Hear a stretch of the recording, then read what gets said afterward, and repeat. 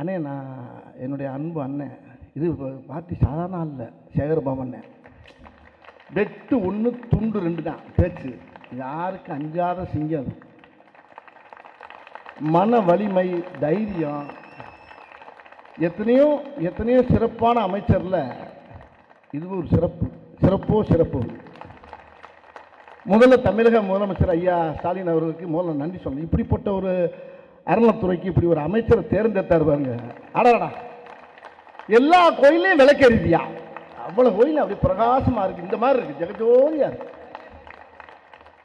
அவ்வளோ அழகாக அந்த ஒவ்வொரு கோயில்களையும் அவ்வளோ அழகாக அவர் எனக்கு கூட ஒரு பெரிய ஒரு விஷயம் பண்ணி கொடுத்தார். அது எனக்குன்னு சொல்ல முடியாது, எத்தனையோ கோயில் சொத்து பூரா ஆட்டையை போட்டு போகிறாங்க. ஏன் கோயில் எனக்கு குலதெய்வம், ஆனால் காட்டு பரமக்குடின்னு ஒரு கோயில். அந்த கோயிலில் ஒரு ஐயனார், என்னுடைய சாமி வந்து திருவேற்றுடைய ஐயனார் கருப்பு சாமி. அந்த கோயிலில் கிட்டத்தட்ட ஒரு 23-24 ஏக்கர் ஆட்டையை போட்டு பூரா எல்லாம் கொய்யா ஐயா ஐயாலாம் போட்டுக்கிட்டான்.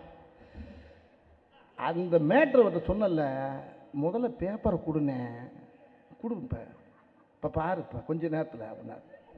கொஞ்ச நேரத்தில் எப்படி முடியும் அப்படின்னு நான் உடனே ஊர்லேருந்து அந்த கோயில் பூசாரி பாக்கியராஜன் ஒருத்தர், அந்த ஊர் சொந்தக்காரர் முனிராஜன் ஒருத்தர், அந்த கோயில் அந்த ஊருக்கே பொறுப்பு, அந்த ஊர் கோயில் அது.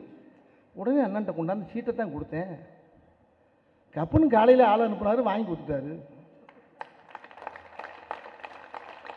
இங்கே சுயநலத்துக்காண்டி நான் பேசலை. இது மாதிரி எத்தனையோ கோயில் சொத்து ஆட்டையை போட்ட இடத்த பூரா வாங்கி அதை அழகாக வந்து அறத்தில் சேர்த்து எல்லாம் ரொம்ப பேர் மனசை சந்தோஷப்படுத்தியிருக்காரு. உண்மையிலே ஒரு அருமையான ஒரு தேர்வு. இவர் தமிழக முதலமைச்சர் கரெக்டாக கண்டுபிடிச்சி தூக்கி வச்சிருக்காரு.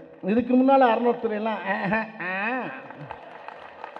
அதெல்லாம் இங்கே அப்படி இல்லை, ஸ்ட்ரெயிட்டாக தான். செய்திகளை உடனுக்குடன் தெரிந்து கொள்ள உடனே சப்ஸ்கிரைப் பண்ணுங்க.